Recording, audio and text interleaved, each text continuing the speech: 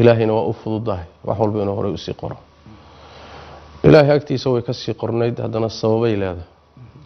asbaabteeda marka la soo duuduubo masaa'ibtan dhacaysaay bini aadanka khalad uu galay natiijo ka dhalatay waana tan qur-aanku meelo badan ilaah ku sheegay tabaaraka wa tacaala ظهر الفساد في البر والبحر بما كسبت أيدي الناس waxan fasaad dhacaya oo saxaraha magaalooyinka dhibka dhacayay waa waxay dadka gacantooda kasbadeen buu leeyahay sababtu waa taas marka la soo duuduubo ayadii baa marka wax weeyaan si qaybsamaysa oo waxay noqonaysaa dulmi iyo xadgudub uu isku sameeyay isagu mabaadi khaldana uu qaatay xuquuqda ilaahay uu ku xadgudbay muxuu ahay qabyaaladana kamida qaybsanaantana kamida waxa kamida mesela dhiigan daatay ilaa hadda qubanaya kamida oo muharramka ah waxa kamida cirdiga iyo sharafka lagu xadgudbaya kamida waxa kamida muxuu ahay aflagaadada kamida waxa kamida muxuu ahay burburkan systemkii isku hayay ummadda danihiisa ilaalinay la burburiyay baa kamida oo wixii dhib ah ka hortagla waxa soo dhan marka waa asbaab isugu iimaanaysa macaasi isugu iimaanaysa waa dunuub la galay oo ilaahay laga galay natiijo ka dhalatay haddana sida markii la yiraahdo Allah tabaaraka wa tacaala xikmad buu ka leeyahay oo ruuxa ummadda musiibada lagu riday mar weeyaan horta waxa la doonayaa inay wax fahmaan oo soo noqdaan la'allahum yarji'un inay wixii ka soo noqdaan waka aayada fi suurati tawba sidoo kale ku jirta alla laha أولا يرون أنهم يفتنون في كل عام مرة أو مرتين ثم لا يتوبون ولا هم يذكرون سنة كي مرة مثلا بقول إن عن امتحانين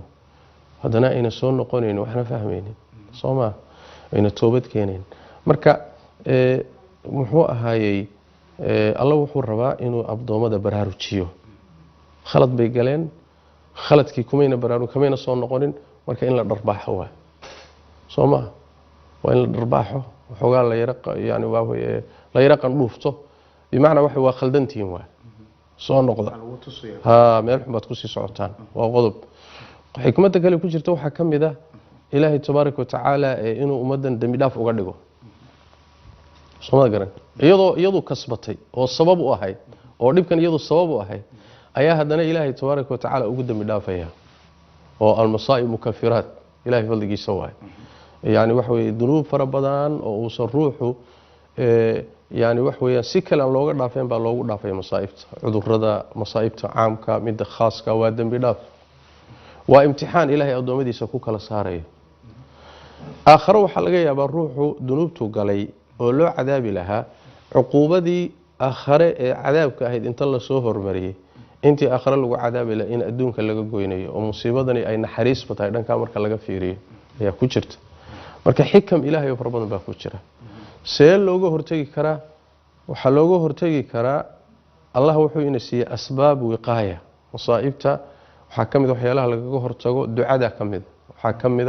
ilaahay taacadiisa kamid waxa kamid muxuu ahaayay asbaabta maadiga laga hortago in la qaato mesela waxa jira abaara dhaca abaarihi markay dhacaan bini aadamku waa ka diyaar garoobi kara waxbuu kaydsan karaa soo saasma qisadii nabiga yuusuf alayhi wa ala nabiyina salatu wasalaam dawladii gaalada ahayd markuu xabsiga galay oo riyadii boqorka loo keenay waa kii ku fasiray 7 sano waxa soo socda barwaaqo ah 7 sano barwaaqada soo socota 7 sano abaara ka dambeyn doonto 7 abaarta waxaad cuni doontaan kaydkii aad dhigateen 7 barwaaqada ah marka bini aadamku inuu yeesho ka hortag sooma fatahaada dhaca fatahaadihi waa musiibo iimaanaysa laakiin hadduu bini'aadamka asbaabtii qaadanin iyo ka hortagii iyo markay dhacdo sidii loo maareyn lahaa ayadana sidoo kale waa khalad isagu uu galay oo masaa'ibtii marka sidee looga hortagaa asbaabta loo qaataa asbaabta macnawiga looga hortagaa oo ilaahay tabaaraka wa tacaala inuusan keeninba oo garan mariyo sidee macnaha looga hortagi karayaa asbaabo noocaas oo kale too badanna waa jiraan xikam farabadanna waa ku jiraan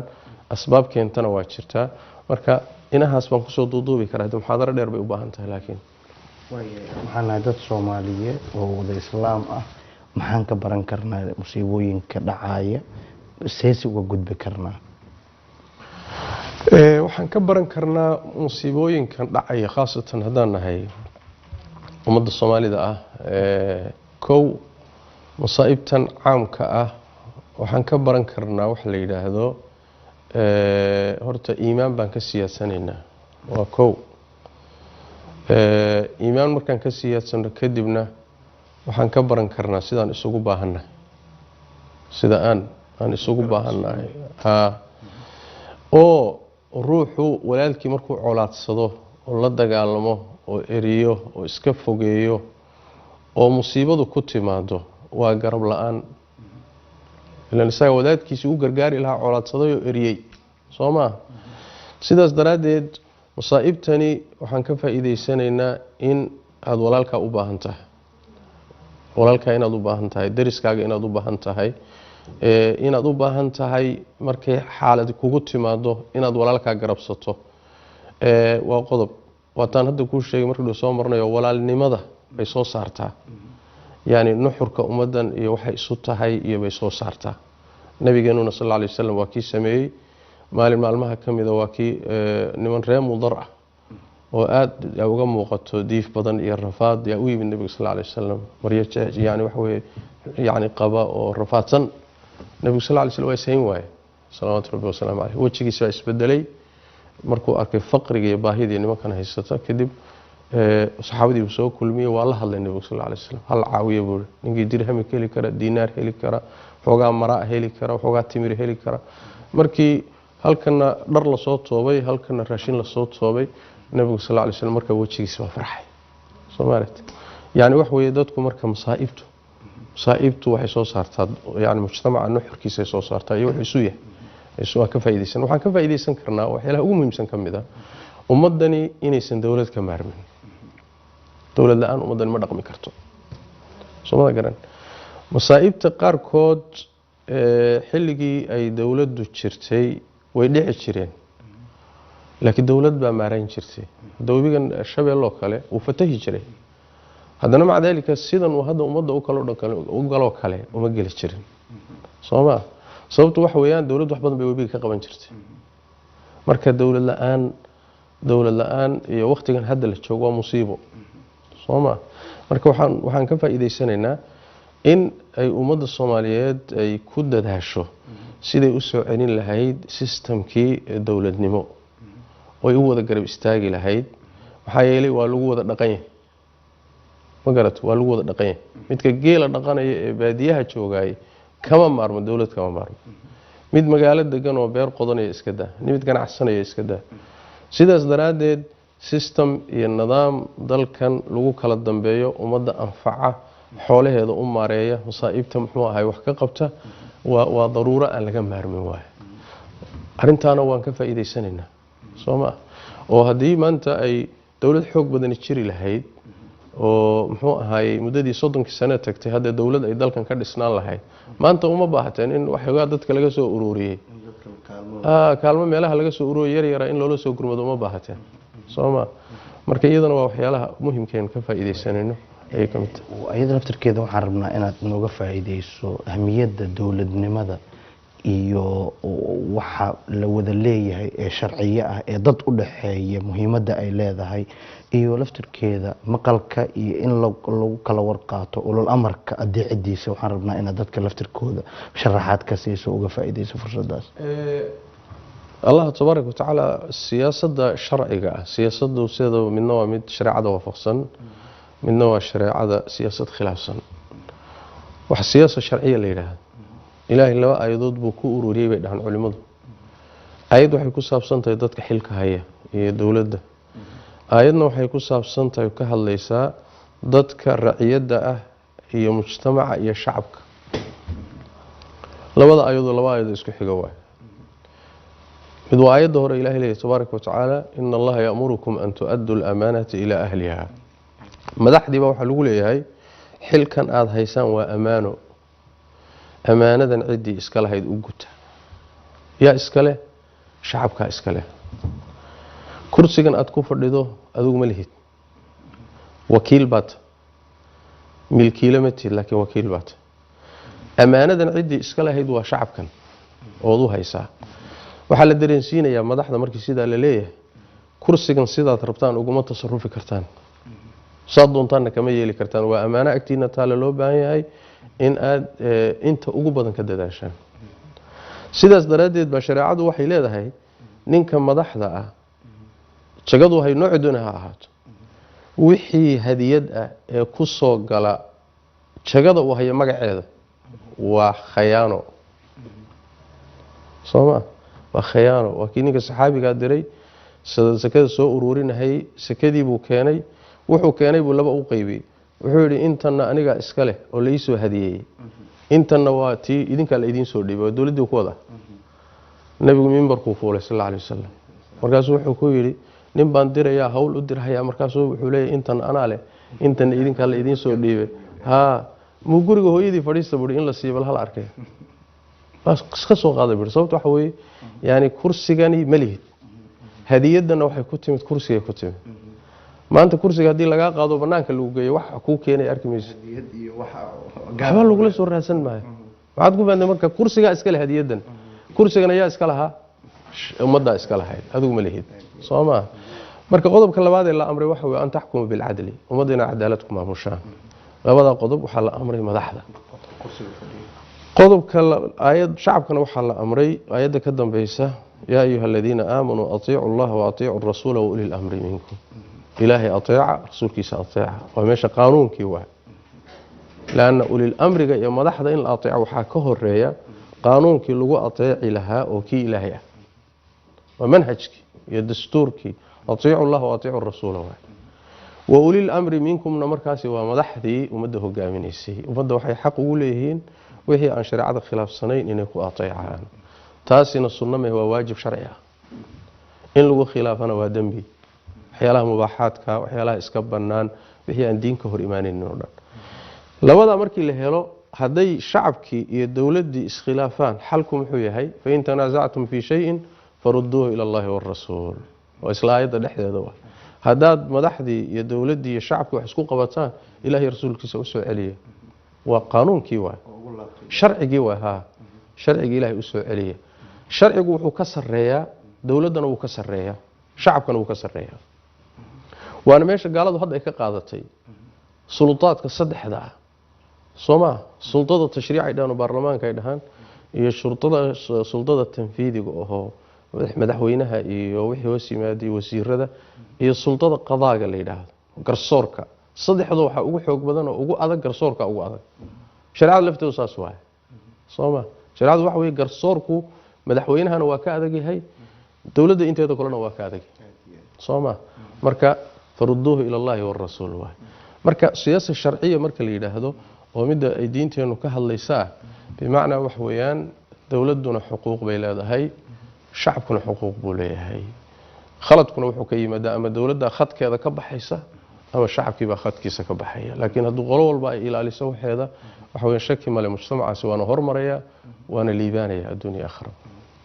marka dadka Soomaaliyeed aragtidaada kaga aadan in nidaamka dawliga la wada dhowro la isna adeeco si looga gudbo burburkii iyo dhibaatooyinkii iyo wixii aan hore u soo aragnay maxaad kula qaadanaysaa arrintan ummadda Soomaaliyeed kama baxsana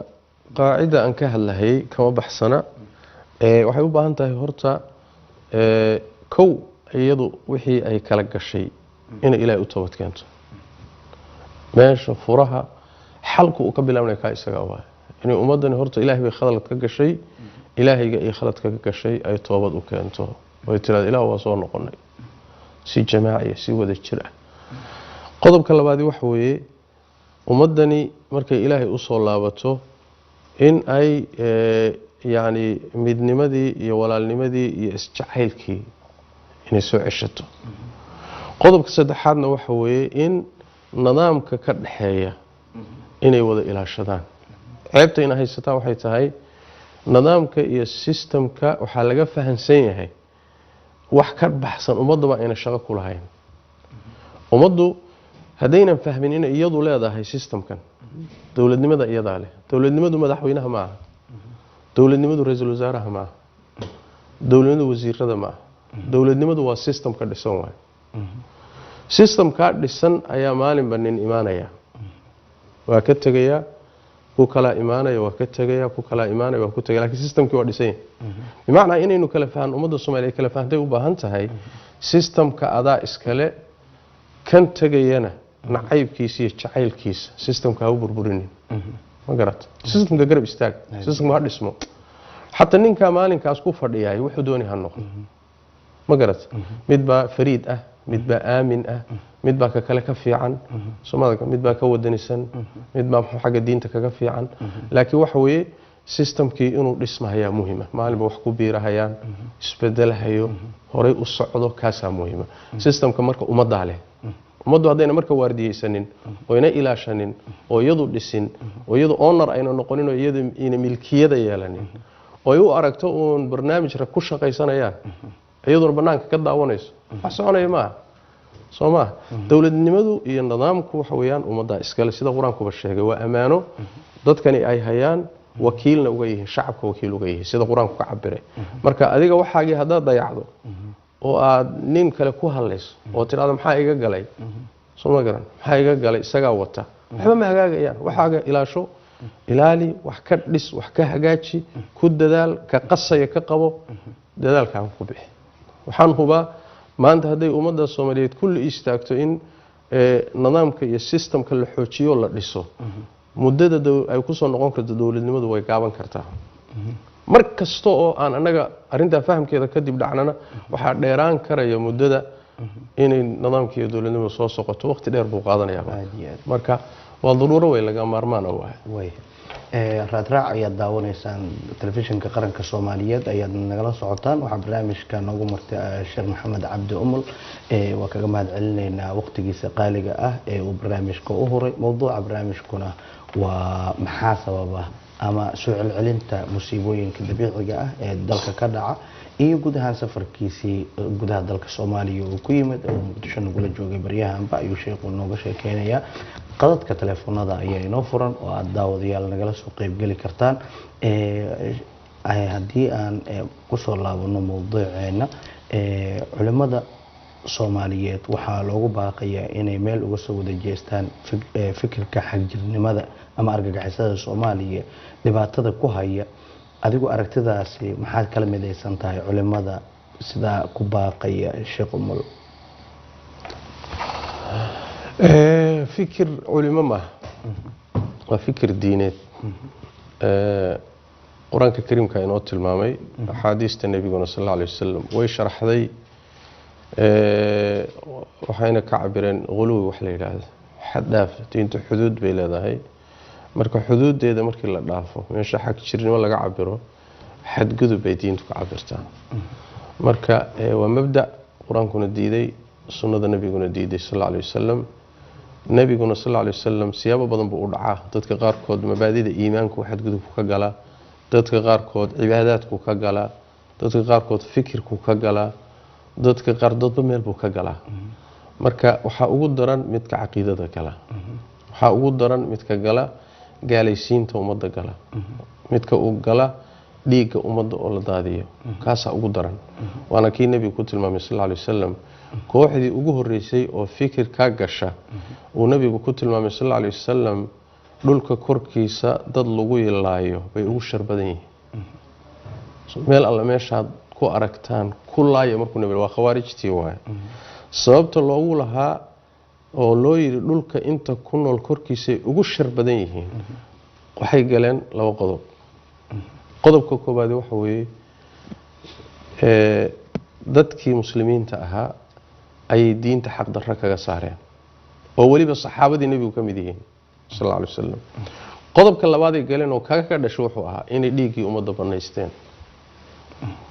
labada qodob baa asaas u ah fikirkan wana fikirkii nabigu tilmaamay sallallahu alayhi wasallam marka culimaduna fikirka un bay tabanideen markay leedahay afkaarta noocan waa in la dagaalamo dadkeedana waa in muxuu ahaay meel looga soo wada jeesado marka la leeyahay ma aha mabaadi ku dhisan hawo ama muxuu ahaay ku dhisan wax la yiraahdo oo dawlad iska raac dad fara badan waxa laga yaabaa inay u rumaysan yihiin dawladda soo jeedisay oo dawladii baa la iskaga raacay oo wadaadadii dawladii bay ku qasmeen oo ma mabaadi diineed waa Soomaa waa mabaadi diineed oo quraankii iyo sunnadii iyo hadyigii salafku taqriirinayaan waa in ummadan diinteedana loo nabadgeliyo muxuu ahay dhiigeedana loo nabadgeliyo. gaalnimo marka laga yimaado dambi ilaahay laga galo waxa ugu weyn dhiig muslim oo daadiso wax ka weyn ma jiro kufriga iyada soo raaca. marka qadaayadka noocaas oo kaleeta ma aha culimada Soomaaliyeed kaliya taariikhda muslimiinta culimada muslimiinta oo dhan ba isku waafaqsan waa ijmaac wax khilaaf ku jira way afkaarta noocaas in la dagaalamo. way Soomaaliya sidee looga suulin karaa marka afkaartan xaq jirnimo ee ku saleysan dilka iyo dhaca iyo gaalaysiinta ummadda walaalaha muslimiinta oo horta in laga zuuliyayo juhdi badan bay u baahan tahay dadaal badan bay u baahan tahay. fikirkani mar hadduu abuurmo ma baabo kolba meel buu ka soo baxaa kolba meel buu ka dhashaa muddo bakhtiyaa markaasuu haddana mar kale meel ka kaca markaasuu wuxuu galaftaa markaasuu haddana la bakhtiyaa haddana meel kale ka soo kaca. nabigu wuxuu tilmaamay sallallahu alayhi wasallam ilaa ka ugu dambeeya waqtiyada ugu dambeeya xataa way gaadhayaan. laakiin wax badan baa laga qaban karaa waxyaalaha laga qaban karo waxaa kamid ah asbaabta wax looga qaban karayo ummadda in wax la baro ummadda in diinta saxda la baro. dad badan baa waxay moodayaan in diinta dadka la fahansiiyo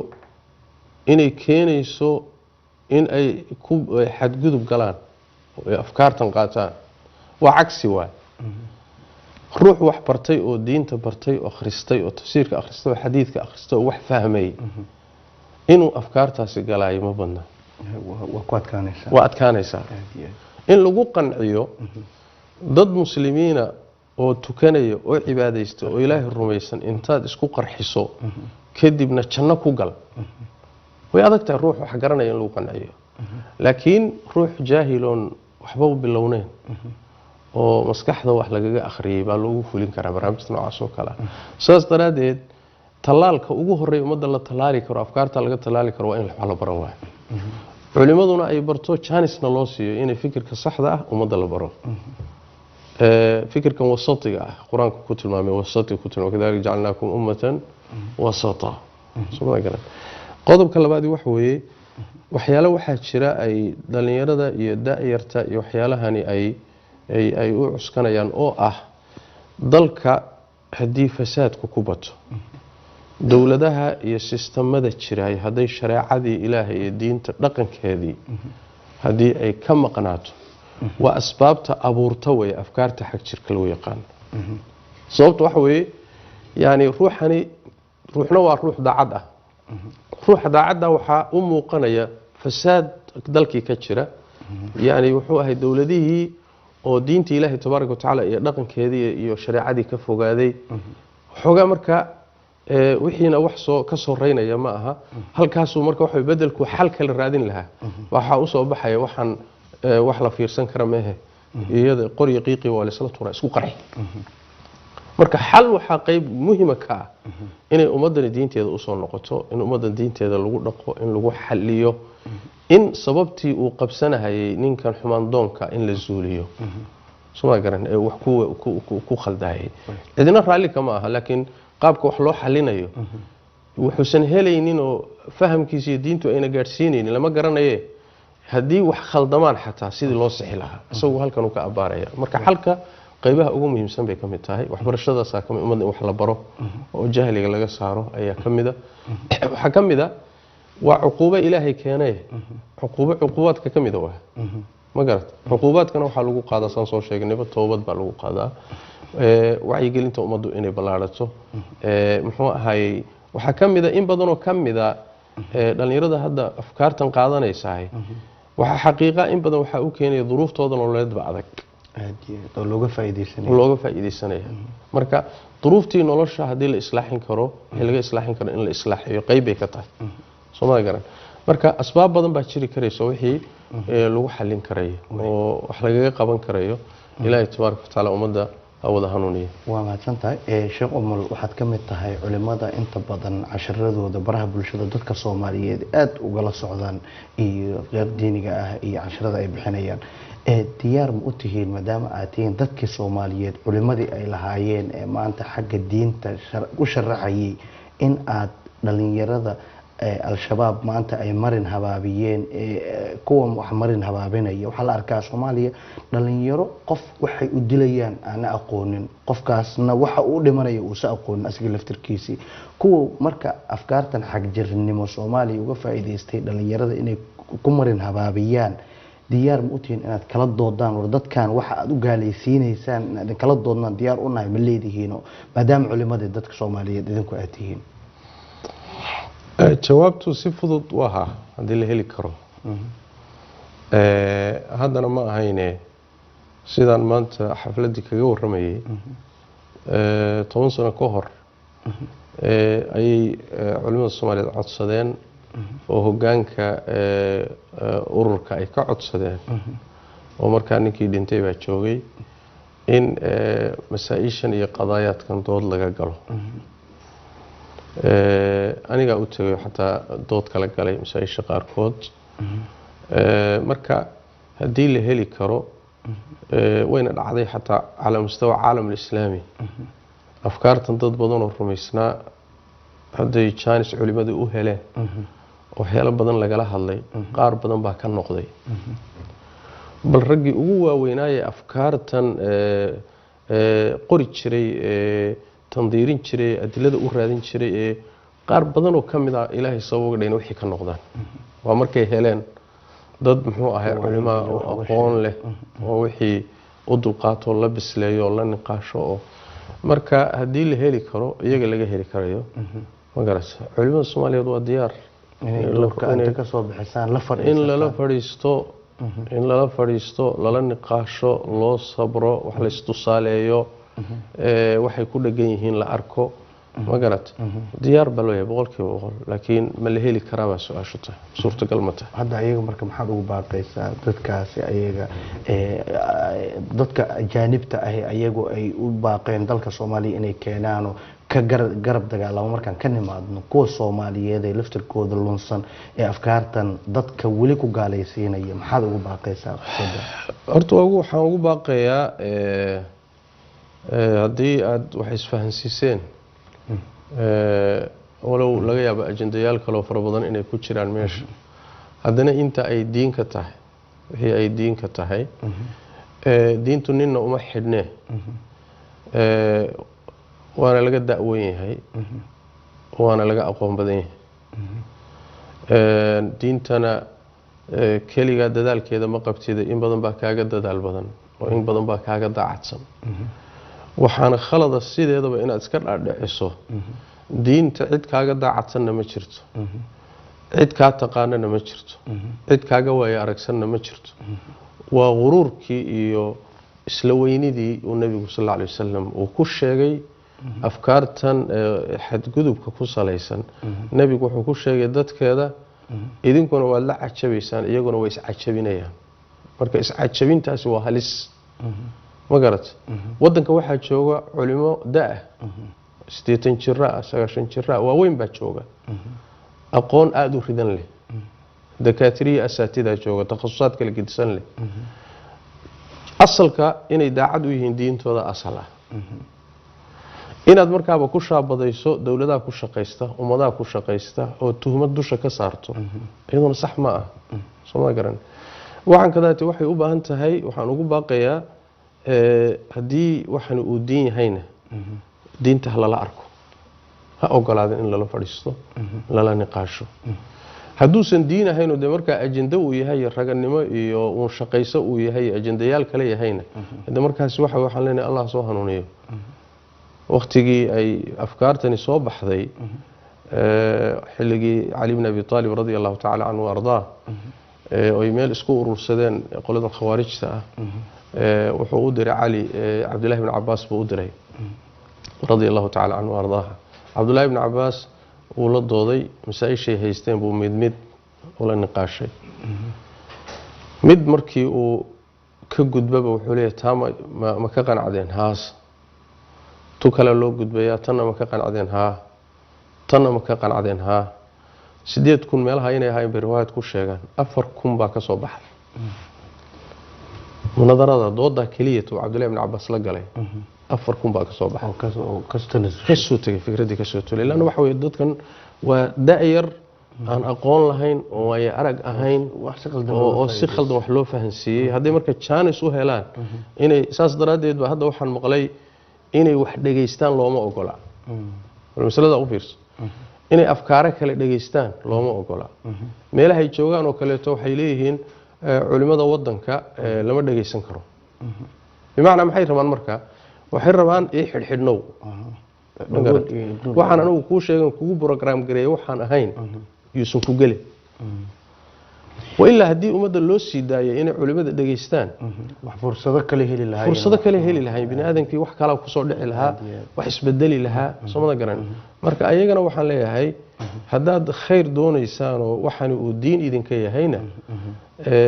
ديار بلدين هاي كلن يعني نقاش يقول هذا هدوسا وحن الدين أهينه هذا والدنيا كليه هينا هذا وحن لها الله هنوني waayahay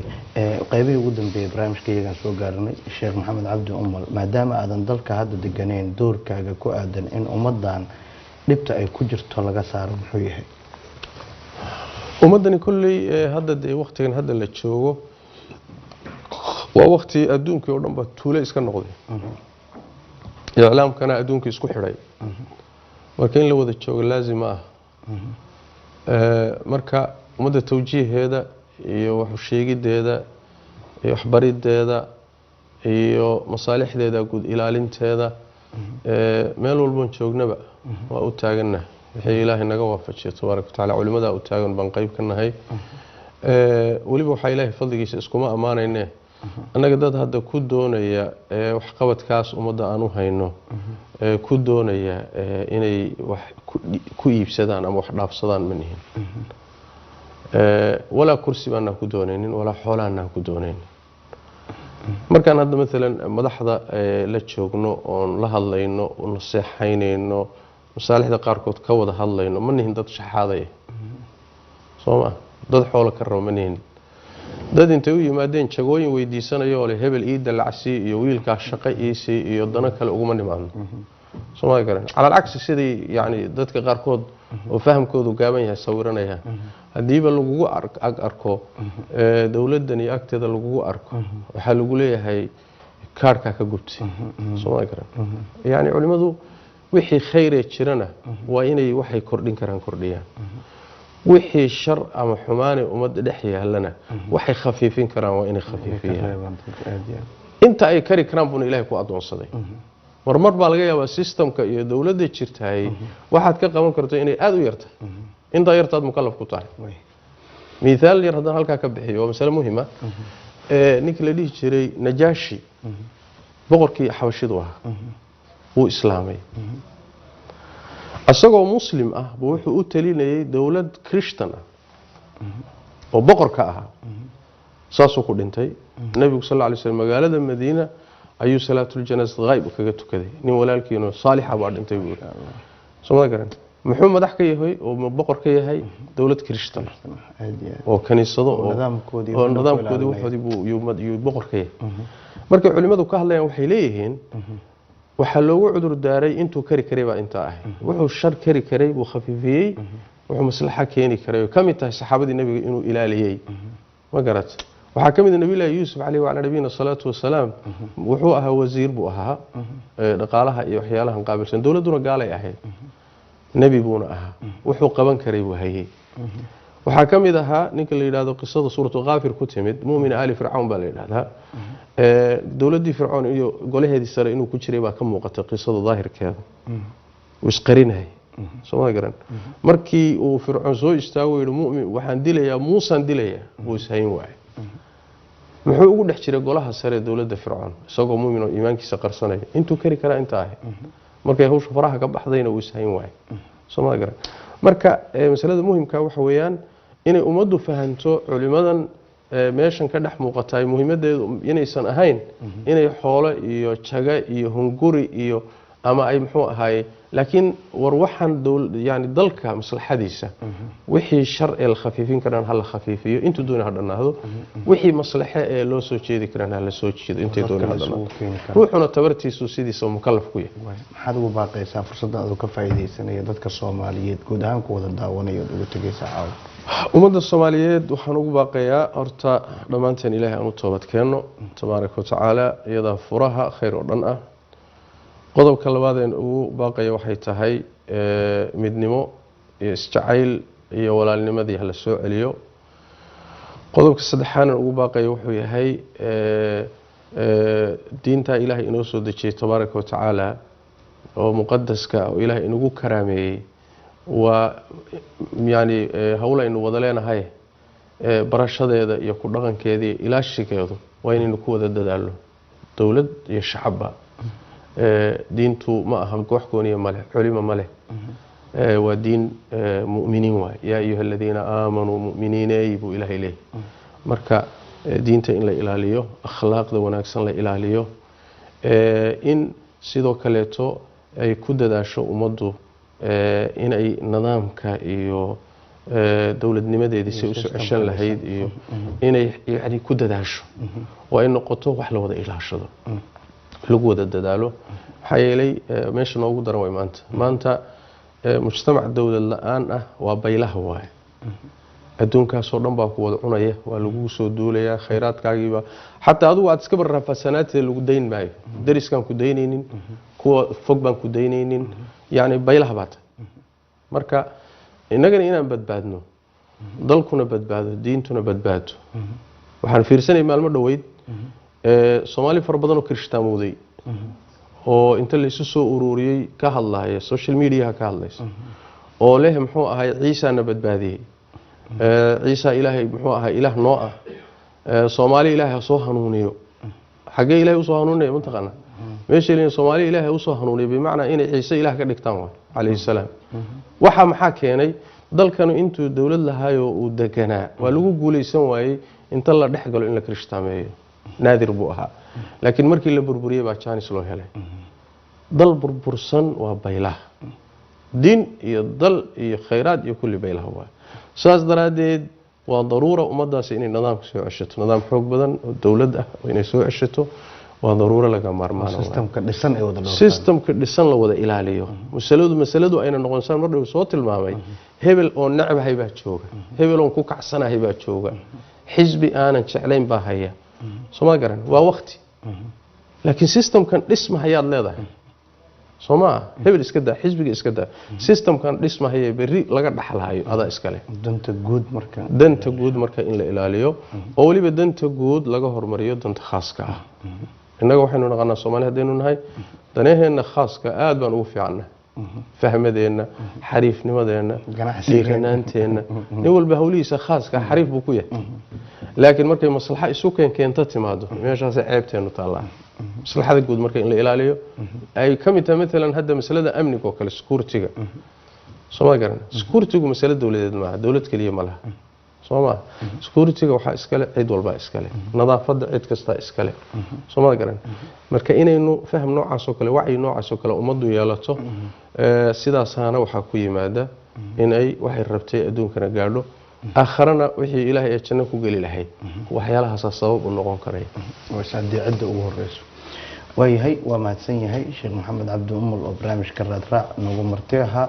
barnaamijkeena daawadayaal waa uga mahadcelinaynaa waqtigiisa qaaliga ah iyo fursadan dheer ee uu caawa barnaamijka nagula qaatay sheekha aadan uga mahadcelinaynaa dhammaan guud ahaan barnaamijkii Raadraac caawa intaas ayaan ku soo gabagabeynayaa waxaa barnaamijka idin soo saaray halkan idin kala socodsiinay anigoo Aswaal Macalin Maxamuud sheekha oo nagala qayb galayay iyo saaxiibadii kale oo gacanta ka geystay barnaamijkan soo saaristiisa iyo inuu baxo waa uga mahadcelinaya ugu horeeyo Faysal Muuse Maxamed iyo farsamayaqaanadii intaan hawada ku jirnay hawsha muuqaalka ah gacanta laga siinay dhamaanteen oo isku duubantan iyo inta barnaamijkan lamida ku kulmi doono nabadgelyo inoo la kulantii wassalaamu calaykum waraxmatullaahi wabarakaatuh sheekhu